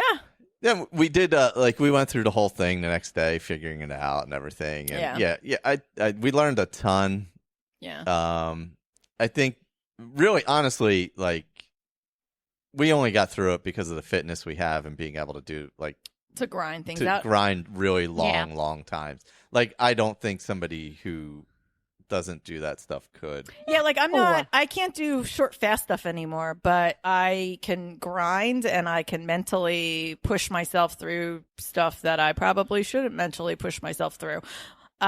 And maybe I could have even pushed myself through going back, but at that moment in time and knowing that I had felt a little nauseous on the way and like all these other things, like it was just, I was imagining the helicopter that Diana wanted to send to rescue us. Yeah, and so I was so concerned. I'm telling you, when I was on the phone with Tom, I literally said, I was like, I don't know how they're going to do this. Well, the best is as we're going up the North Rim, as you look down, you can see the buildings. There's there's a couple water stations, and there's a building. But that's where the helicopters land on. You can see the little helipad. You see the helipad. I'm like, oh, look, there's the helipad right there. You should have just had it. That's what I would have done. Didn't someone... I was talking to someone about that, or I was listening to the local DJ here out of DC, and he was talking about people passing away. Isn't the plate... if you have to get rescued from a helicopter... Isn't it something like 10 grand? Oh, probably. Probably. I would assume it's got to be incredibly expensive. It's something like that. Like if you can't go on and you're like, okay, I want the helicopter to get me the hell out of here. Yeah, I assume it's like an insane amount of money. Yeah, I can't even imagine. Insane amount of money. Yeah. I can't even imagine. I mean, we never. Seriously thought about the helicopter. But... No. I know. No. But okay, so physically, you guys, your training paid off. Yeah. Did you prepare? Did you bring everything you needed?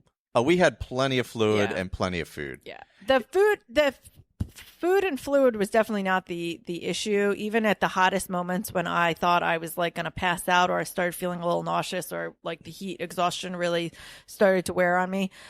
It wasn't even that I hadn't been eating or drinking. It was just that my body just could not. There wasn't any amount of liquid that could cool me. Yeah. It was the cooling problem that was the issue.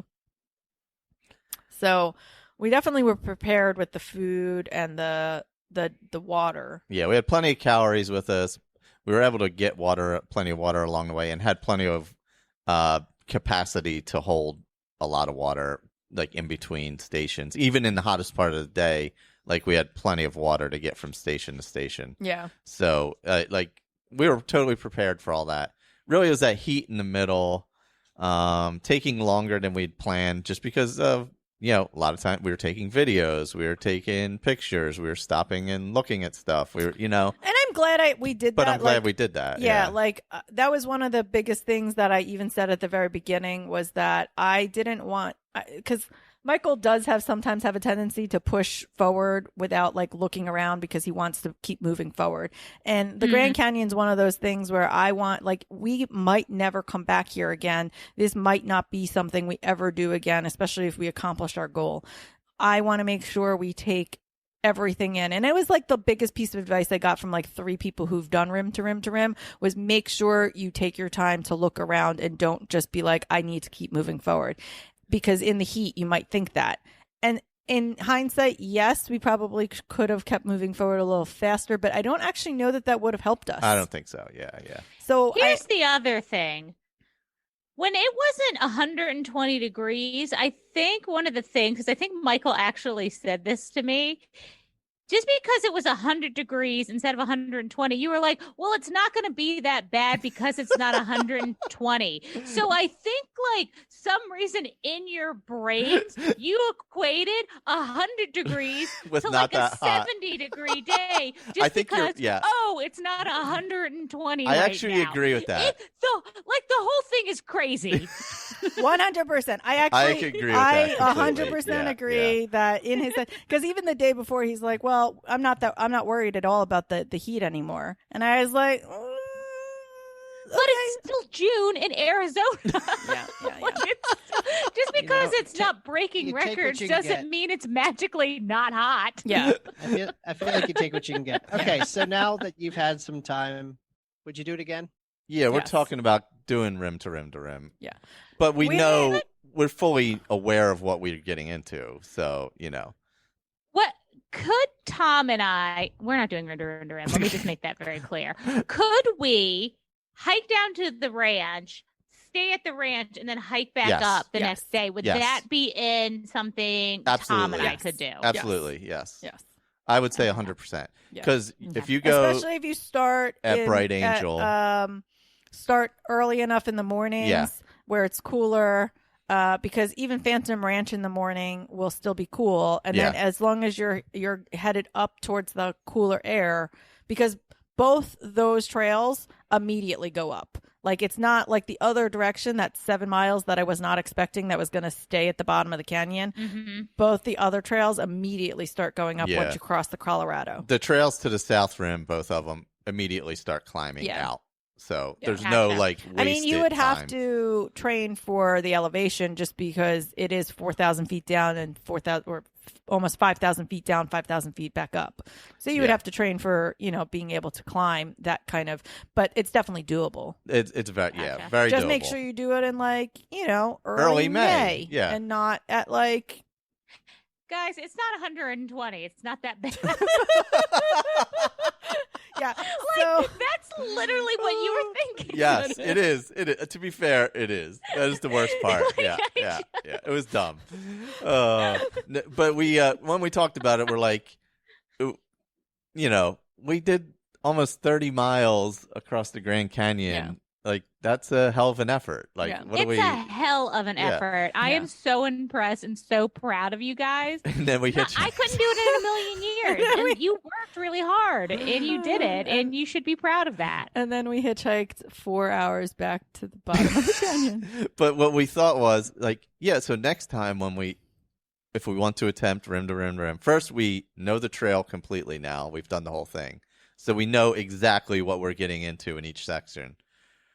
We would do it at a cooler time of year when the water's on. And we actually think we would go down Bright Angel and go back up Bright Angel. Yeah, we would just do what we did. We've seen South Kaibab now.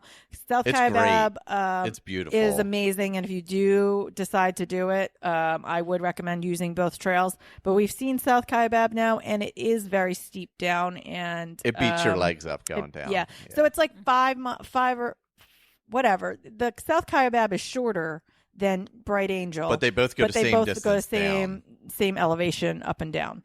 So it's just steeper and harder on you. So if you were going to do it, I would recommend still coming down that way and not trying to climb South Kaibab. I imagine that's a hard climb. Yeah, I would imagine that's a really hard climb. Yeah, but it is beautiful. There's like some really great views. There's over there. Point, which is. I mean, it's unreal. Ooh, So if we did it again, if we want to go do rim to rim to rim, what we'll do is we will get a cabin right at Bright Angel like we did, go down that trail up to the North Rim, and then back up that trail where we would finish right at the cabin. Yeah. And we have full knowledge of what we were getting, we know the trail, we know, we get to here, we get to this point, we get to that point, And I also think that just honestly knowing other people who took longer than we thought, I don't know. It is weird that like it's a mental game. It is a mental game, and it is weird to think like, oh, other people, like you don't, just like anything in this world, you don't want to compare yourself because, what does Tom say? Comparison is some thief of joy. Is that what you say? Is that your phrase? It sounds amazing. I don't think I've ever said that. I'm pretty sure. I say I'm only in competition with myself. Yes. But yeah, that's true. So I don't want to compare ourselves to other people, but knowing that there's other people who have as much experience as they do out there in this world, and maybe my goals were dumb and pushing myself too hard, not realizing that taking your time and enjoying that journey is probably more important than whatever time goal that we were like, oh, because we didn't do it in this, we should just quit and not finish. Yeah. Mm-hmm. And I think that's sort of where we almost what we did, because we were like, at this point, we just want to get back to the South Rim, and we didn't take time to be like, we may have been able to keep going. We didn't even really consider like the possibility. You didn't even consider it. Yeah, we should have considered. We should have taken like an hour and said, all right, what are we going to do? But we also had you got up though, and there wasn't shuttle, and you didn't know how you get back. You went into panic mode. Yeah. You can't be like expected to like make sit down and think things through rationally. And we did have to make quick decisions because like we needed to get a ride. That car was going to leave. That car was going to leave. Yeah, we didn't. The hotel wasn't going to be available. Yeah, so we did have to make quick decisions. Yeah. So I think we have a better plan going in for next time. Yeah, so those contingency plans that Diana was just talking about, we might have those the next time. Yeah, like I don't understand. Like if my thing was like, even like when I did my first 10 miler, I said to Tom, I was like, well, Tom, what happens if I can't make it 10 miles? And he's like, well, you sit down on a curb and you call me. And I was like, oh, I guess that's the plan. Like, I don't know. In my head, I'm always thinking, and I guess that's just because I'm such just like a fat, slow, untrained runner, that I'm like, the first thing that goes through my mind is what happens when I don't finish this? That's a good thing to question. I never go though. into a race thinking I'm going to finish this, or very unfrequently I do. Oh my gosh. Well, apparently now so will we. Yeah. So. Yep. So yeah, that was our Grand Canyon adventure. We learned a lesson. We had a great experience. We met Ben and Lacey. We met Ben and Lacey, who are truly one of the kindest, two of the kindest people I've ever met. Yeah. And just truly, truly nice people. And we had great conversations along the way. I love that. Yeah. So I hope they're doing well. Yeah, Ben follows our podcast now on Facebook. I saw him like it, and I was like, oh, there he is. There's my boy Ben. That's awesome. I love that. Hi Ben. Hi Lacey. The 20-somethings saved the 30 and 40-somethings. The boomers. Boomers. I feel like that's a commentary on the planet. The kids are all right. They're gonna have to save us because we can't save We're ourselves. done. We can't save ourselves. We've put ourselves in these situations. We'll just and we walk down the need road. people to come save We'll us. just walk the road back. Oh my god, this is the longest episode ever. Wait, we got to tell quickly. This is gonna be long anyway. Quickly, we get to Tempe, right? And we're like, let's go get In-N-Out Burger. It's right around the corner. It was like 1.8 miles away. It was 107 degrees out. So we walked 3 miles to get In-N-Out Burger in 107 degrees. Yeah. I'd support Because that. listen, people kept talking about this dry heat, and I just want to talk about how dry heat is bull. She did not. I told you that. There has to be a recording of me saying dry heat is bull, because everyone's like, "Ew, it's so much better." It's not. It's not better. It's not. I will say Flagstaff is amazing and not that hot and a great town. And oh my God. actually, you guys would love Flagstaff. We were in love with it. It's so like I'm ready to move there like right now. Like I'm ready to move to Flagstaff. There's mountains. There's parks that are just literally flat.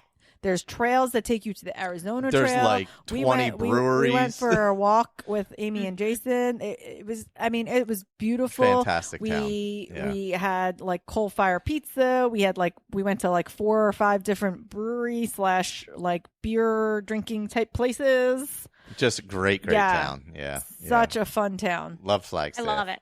Yeah. Well, it's funny because I'm going again next week to Arizona. Of course I am. And Tom's like, well, maybe I'll come this time. And then we were talking about you guys and dying in the heat. And Tom's like, maybe I'll wait until like fall. Wait until fall. I would recommend fall. Oh, gosh.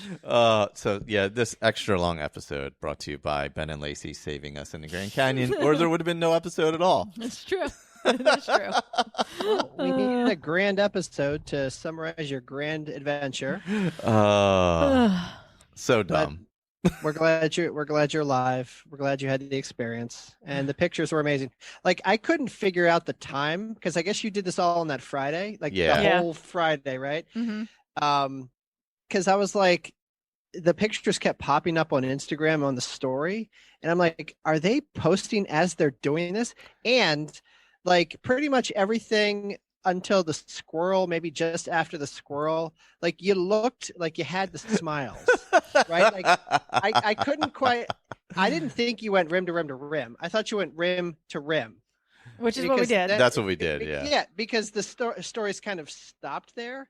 Yeah. Like, so that's what they did. And then they probably got some sort of ride back, but I don't know the logistics. So I was like, so that's kind of what I think happened. But like, I was like, how's the service in the bottom of the Grand Canyon? Because these stories are perfect.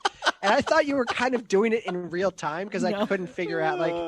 No, I he was like, posted them man, all and- like the next day. I Yeah, on think. Saturday once we got to Yeah. to And then Flagstaff. Yeah. he didn't actually post the we took some other videos that I don't think got posted where they would have been way more depressing. Yeah. And so I think he decided They were like 128 hours videos or whatever that Yeah. movie was. and so I feel like he eventually stopped posting. Like he made it to a point. He's like, all right, we're gonna post it here, and then put the end and leave Yes, everyone yes, guessing.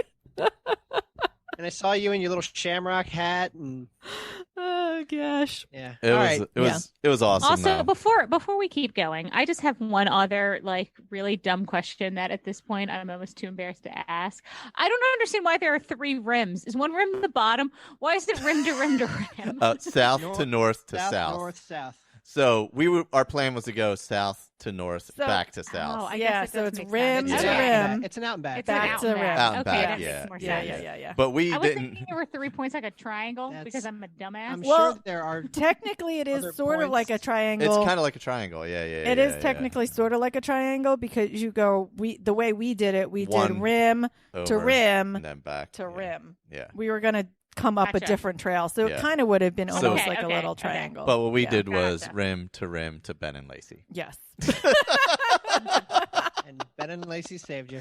Oh God. All right, so we know Ben and Lacey are something good, but what other something goods do we want to wrap up with? I'll start with mine because I'm pulling a Michael and doing a something good that hasn't been released yet. It's semi something good. I'm really excited to see Black Widow. She is incredible. I'm obsessed with her. I love her. Mhm. So I've got all my Black Widow gear, and we're going to see the show on Thursday night. So Nice. yeah, and I'll probably see it in the theater and then buy it on Disney Plus. Yeah, she's So my favorite Marvel Cinematic Universe character. Is it because what's her name is Asian? Oh, don't go there. And race report. Race Hashtag report. race report. My gosh, yes, Scarlett love Jo. her. No. I do. I like her. No, honestly, Black Widow is my favorite character just because she has no superpower. She's just a effing 100%. kick-ass, like chick who can beat the out of you. Oh my God, you guys Yeah. are cursing Wait, so Wait, much. Michael. Oh, Michael, Yeah. were you making a reference to the pool player? No, I was making a reference to Scarlett Johansson playing Wait a an minute. Asian No, character. okay, there's an Asian yeah, the Black Widow. Yeah, female Yeah. pool player, Iwa, professional name. what was her name? Black Widow. Yes. No. That's not what I would reference. It's like also. a running joke because they keep casting Scarlett Johansson in movies In that roles should that be are- played All by right, all right, Asian cut all of women. this out. I don't understand race. oh gosh. It's like a thing. It's been going on for like years. Yeah, Yeah, I years. yeah. I had no idea. So yeah, she's just one of my favorite characters because she doesn't have any actual superpowers. She just kicks everyone's butt. And I'm sorry because now Michael has to cut out apparently words because I forgot the S word is considered a curse word, guys. We're He has to clean. cut around my nonsense She also, just- so that's fine. So yeah, I'm really excited about that. But unlike Michael, I'm actually going to see this movie because he had the Justice League Snyder cut as something good and then never watched it. I still haven't watched it yet.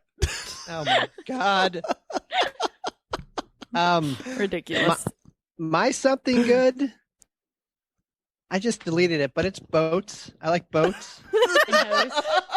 I feel like there's I kayaks in our future. We might Oh my gosh. be investing in a boat. I don't know. I like boats. I like the water. want to I'm sing the I'm terrified on of a boat sharks. song by from what's the Oh yeah. Come on, Diana, that's the SNL. You're the SNL girl. I'm I'm on a on- boat. I'm on a boat. I'm on a boat. I'm on a boat. Oh yeah. Yeah. That's what I want to start singing right now for you, Tom. I just started thinking about Boats and Hose from Boats Step and Hose. Brothers. Lonely Island. That's it. Lonely Island. Thank Lonely you. I Island. was trying. Yeah. That's what All I couldn't right. think of the I name I of. like boats.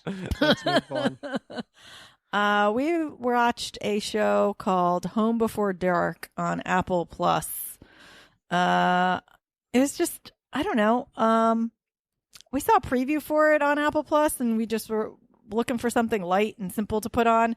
And it's like about this girl who is kind of like an investigative reporter. She's like 12. 9. 9. Oh, wait. She's like 9. And her dad was a reporter. It was a little darker than we expected. It's Because really it was- good, though. We thought it was like supposed to be like this like girl investigative reporter, and we thought like, oh, what 9-year-old, like how could this be dark? It's probably like a Nancy Drew-y kind of like fun thing. And it turned into like some like real like murder mystery stuff. Yeah, I wouldn't say like crazy dark, but darker than we expected. Darker than we expected. Yeah. But it was really good. It was Excellent surprising. show, yeah. Yeah, it was a surprisingly good show. Oh, we'll have to check that out. Yeah, we just it was realized cute. we got Apple TV free for a year with our new iPhones. Oh, Oh, there you yeah, go. yeah, yeah. Yeah, we can watch all the stuff. There's Yeah. some good stuff on there, Yeah, actually. it's very well produced too. So, For all Yeah. that and For All Mankind are super good on there. Oh yeah.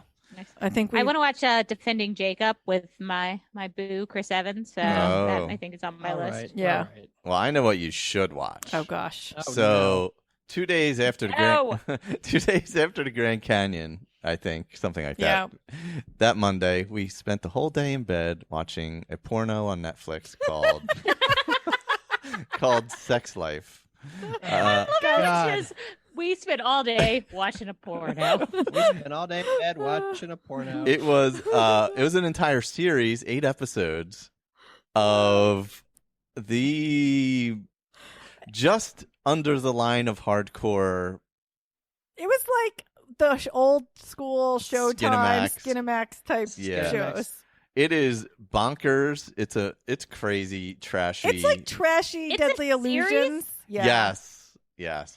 I believe we sent you a screenshot from episode 3 or 4. Of just You did. You should Just a include that in the dong. cover art. That'll be the cover art. Yeah. Oh my God. I'm sorry. I just had to. I'm sorry. It This was is not safe for work. Tom was like in the office. I was like, oh, what's this picture? Coworkers around me. Let me just pull this up. And I will say, I'm not ashamed to admit that I was impressed, but it's still not appropriate for the working environment. It was surprising. I don't know. I didn't know this stuff existed on Netflix. And the craziest part is like, it's not even like it was so like, it's not like sexy. It's so bad. weird. Yeah. It's so yeah. bad. It's like like when things start happening, you just start laughing because you're like, what is happening right now? It's like it's not sexy at all. it's like not. Deadly It's just- Illusions, but like Deadly. but like trashier somehow. It's I don't even know. It's so bad. But like we watched it, and then you were watching it on Netflix. Like it was like number 10 for the week, and then it It's was up like to, like, number number 8. Yeah, it was 2. like number 2 yesterday. So people are really watching it. Yeah, I recommend it highly. No, I mean it's a train wreck. It's Yeah. so bad, but like at the end you need to know, like you're like invested in this awful story of like, well, now I have to keep watching. The most ridiculous story It's you've so ever bad, seen. and Yeah, like for yeah. some reason you're like, I need to know how this ends. Yeah, it's crazy. That's the best kind of trash. Yeah, I love it was it. perfect. So bad. Yeah. Oh gosh. All right. Well, we've come to the end. Finally have come to the end. If you've stuck it out this long, thank you for listening. Please continue to share the pod, like, subscribe, tell your friends. I leave us a think it's review. okay that this was longer. I think everyone wanted to hear that story. Yeah. I think it's good. And we lived. And you live. Moral of the story is you lived. All right.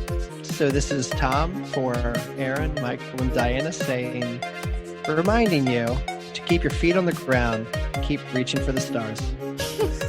Aww. Casey Kasem. Casey Oh my Kasem. gosh. Bye, guys. So Bye. weird. Bye. So weird.